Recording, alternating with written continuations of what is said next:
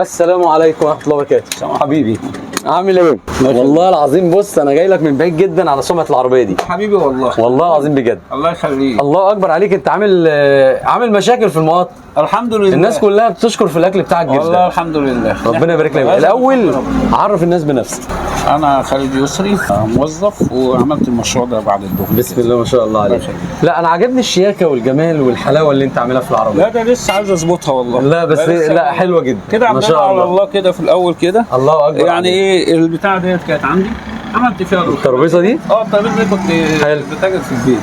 حلو حلو جدا. فشلت يعني، بس مش اشكال. المهم الجماعه سابوك تاخدها ولا ايه؟ انا كان عندي 3. طب حلو. بعت 2 وفاضل واحده. الله ينور عليك. فكنت راكنها، فقالت لي تعالى نشوف في عربيات بتتعمل كده في دمياط وكده وفي طنطا. طب قعدت اتفرج على اليوتيوب واحنا كده راويين نعمل اكل في البيت اصلا جدا في يعني البيت. انت بتحب تخش المطبخ وبتاع؟ لا ادوقك دلوقتي حته بانيه. هندوق كل حاجه. ده انا جاي لك عشان ادوق. هدالك بالعيش. يعني انت في البيت بتخش المطبخ وبتعمل الاكل كل بايدك؟ حاجه انا والمدام مع بعض. هي كيفه الحاجات دي، يا ريتها كانت هنا النهارده. ما شاء الله. بس احنا باجي لها مره لوحدها والله ونصورها كمان في العربيه. عازمين سيدنا ربنا يوسع عليك. فهي قاعده النهارده. فكرتوا بقى وانتوا بتعملوا اكل في البيت؟ واحنا بنعمل اكل في البيت نعزم حبايبنا. تمام. اعملوا مطعم يا جماعه. ده انت عندك عليكي تكات وبعمل شويه سلطه حلوين وسلطات وبتاع، هتشتغلوا ما شاء الله. فكل اللي يجي يقول لي ده دي حقيقه مش عشان حاجه. لا ما انت كل اللي يجي يا جماعه الحقيقه فعلا. يا جماعه اعملوا مطعم يا جماعه، اعملوا مطعم. فجينا الحمد لله جينا بنأجر، لقينا الايجار عالي جدا. لو اجرت مطعم جدا. فقلنا نجيب دي التراك فود اللي هي عربيات الاكل. شفناها كده على النت. قعدنا اتفرجنا عليها وبتاع وكده، وشفنا كذا عربيه وكذا ستايل. فقلنا ناخد ايه فكره. رحنا الراجل قال لك دي قد كده. توكلنا نص ونص. بالتمرين التانيين ما لهمش فوائد. راجل محترم قوي اسمه الحاج رمضان. تحيه للحاج رمضان اللي بيساعد الناس. الحاج رمضان محترم بصراحه. وعنده ابنه ما شاء الله عليه. عملت العربيه وجبتها هنا في المطعم. رحت له قبل حرب اوكرانيا ب4 ايام. انقذت نفسي. الحمد لله. زمانها غليت دلوقتي ما اعرفش بقى. ربنا يزيدك. انا بعت له ناس. فالمهم عملناها. فطب نوضب وبتاع. طبعا الظروف انا كنت عامل كارد اساسا عشان اعملها من الشغل عندي. خلاص قررت بقى انت تفتح العربيه بتاع الاكل. خلاص هتكل على الله. عملت كارد، دفعت المقدمه. الراجل عملها لي سلمها لي. جينا بقى قلنا ايه طب التوضيب وبتاع برضه نظرا للظروف الماليه الصعبه. جبت بقى ده كان عندي ثلاجه دي فريزر. ده دي فريزر. تمام. عندي دي فريزر في البيت تاني اللي هو بتجهز اكلك في البيت كله؟ اجهز كل حاجه واتبل كل حاجه. واجي هنا اعمل حلو. اقلي جريل. عندي شوايه بس مش لاقي واحد شوايه حلو. الكفته بتاعتنا تحفه. بتعمل ايه طيب انت في العربيه؟ قول لي بتجهز ايه في البيت؟ البرجر بيجيني جاهز من عند الجزار. تمام. بجهز بانيه، كبده، سجق، سوسيس، ستريبس. الحاجات ما شاء الله. انت ده المنيو في حاجات كتير جدا. وغير المشويات. جميل قوي. برضه لو انا كنت عايز اعمل فتحه مشويه بالبصل. كنت باكلها عند واحد في باب الخلق. ممكن تعرفوا اسمه. عجبتك؟ طبعا. تحفه. انا كنت صغير كنت شغال في باب الخلق. ما شاء الله. وانا مروح المدام تقول لي هات لي ايه؟ فرخه. وما شاء الله عليه. الله اكبر عليه بصراحه. كنت اشوف الراجل نفسه يطلع السيخ بتاع لسه الفرخه مش يدالك. ما شاء الله. تاكل الفرخه بالبصل اللي جوه تموت. الله. انا كنت عايز اعملها. حلو. بس طبعا هنا مفيش تجهيزات الشوايه وبتاع. انا اعملها في البيت انت محكوم بالعربيه. وممكن اشويها هنا على الفحم. ممكن تيجي على الفحم او على الجريل. ممكن لان تسخن. انا بعمل بيتي هنا جنب منك. جميل. يعني انا بيتي دقيقه. انت اصلا عندك ولاد ايه؟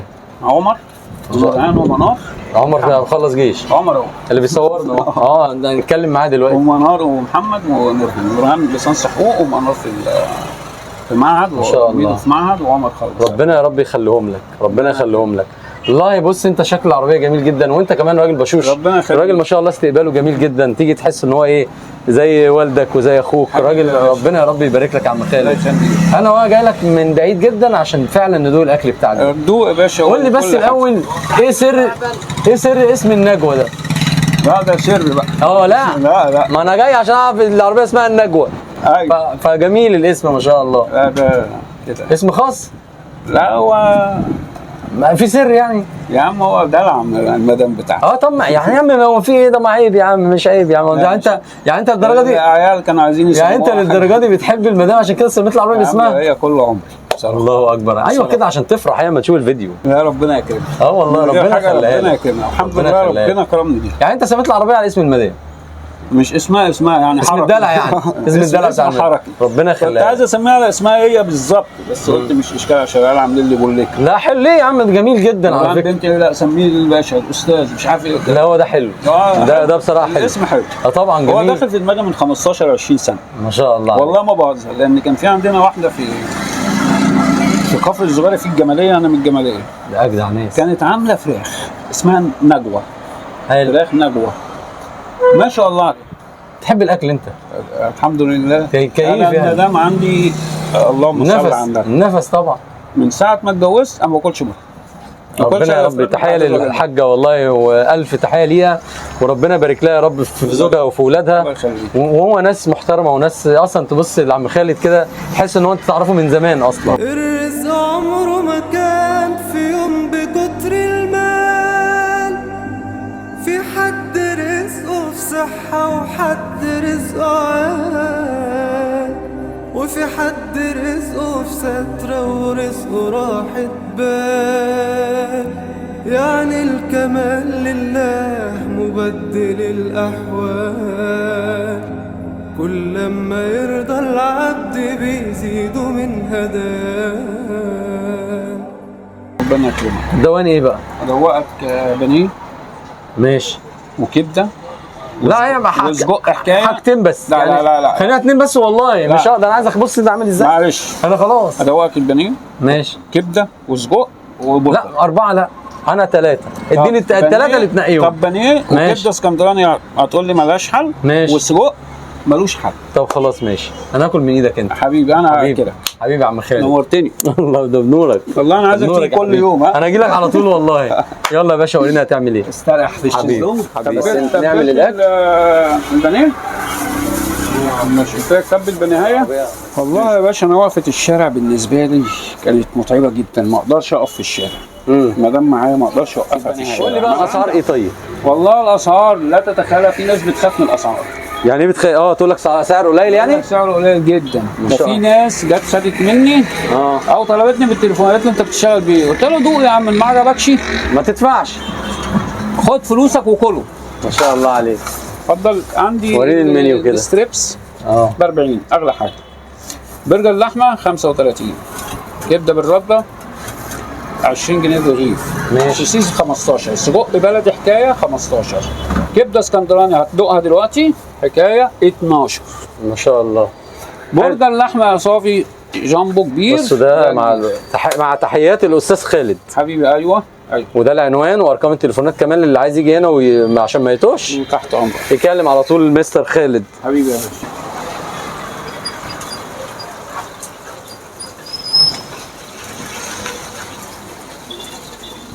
انت هتعمل لي حاجه على الجريل صح؟ هعمل لك على الجريل. وعايز حاجه على الجريل الكبده والسجق نصور على الجريل بيبقوا جاهزين. حلو ينزلوا يتسخنوا بس حلو قوي.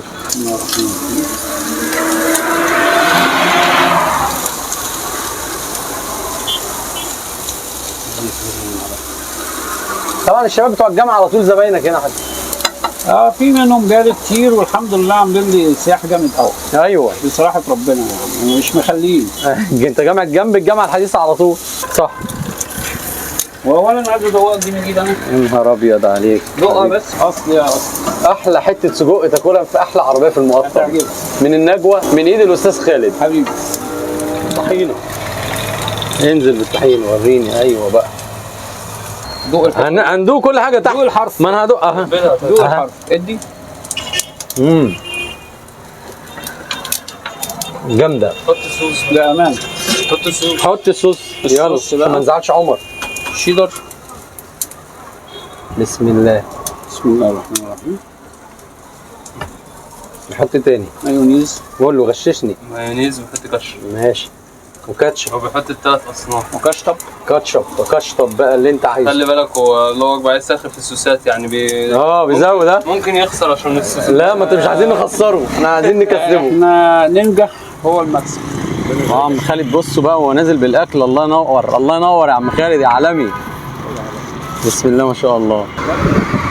ايوه من غير سلطه ولا مخلل ولا اي حاجه، هتاكل اللي انت عايزه. ماشي.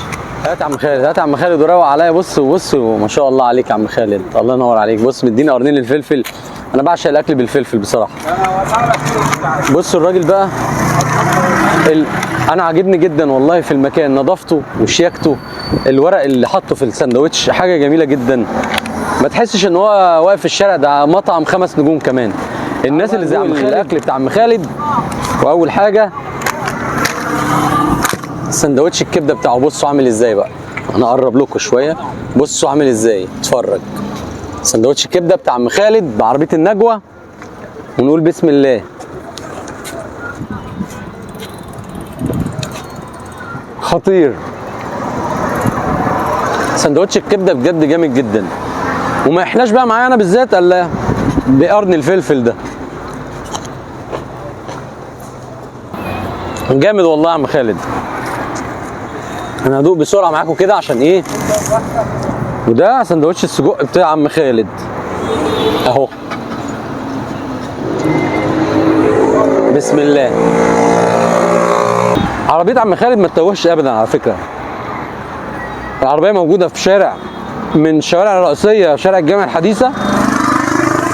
هتلاقوا اي حد هيجي يدلك معمل الفا قبليه، معرض جوتن قبليه، والناحيه الثانيه منه كافيه بتاع كوكب الشرق. نفسي كل الناس والله تيجي هنا المقطم في الهضبه الوسطى تجرب احلى عربيه اكل موجوده في المقطم كلها. فراخ البانيه بتاع عم خالد، عربيه النجوى. عشان ايه؟ بس والله العظيم عاجبني شياكته قوي، وهو راجل مهندم كده وواقف وتخش عليه تلاقي ضحكته على طول في وشه. الورق اللي عامله ورق صحي جدا يعني، كمان السندوتش بيقدمه بطريقه محترمه جدا. وادي سندوتش البانيه اهو، بصوا بقى عامل ازاي، حاطط الخس وبتاع ومروق عليا بجد. بسم الله.